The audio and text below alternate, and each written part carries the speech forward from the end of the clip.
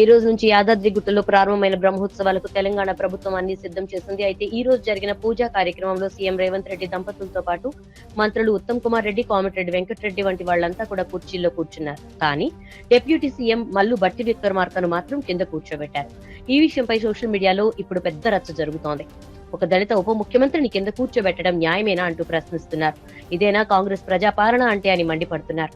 కాంగ్రెస్ వర్గాలు మాత్రం భట్టి విక్రమార్కను కింద కూర్చోబెట్టలేదని, కొంతమంది తప్పుడు ప్రచారం చేస్తున్నారని అంటున్నాయి. కోడిగుడ్డుపై ఈకలు పీకిన చందంగా ప్రతి అంశంలో ఏదో ఒక లోపాన్ని వెతికేందుకు కొందరు యత్నిస్తున్నారని కాంగ్రెస్ నేతలు అంటున్నారు. ప్రభుత్వంలోని మంత్రుల మధ్య చిచ్చు పెట్టేందుకు ఇలాంటి కుట్రలు చేస్తున్నారని కౌంటర్ వేస్తున్నారు.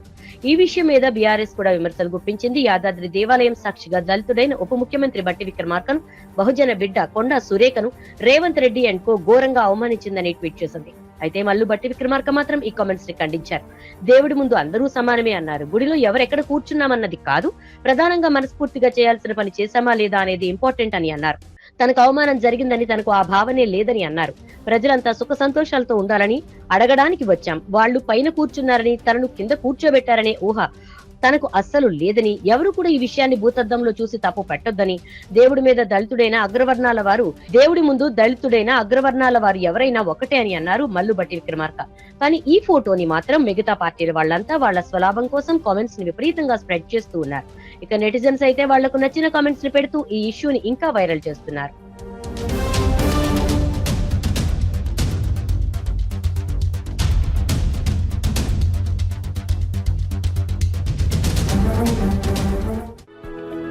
For more interesting updates, do like, share and subscribe to Volga News.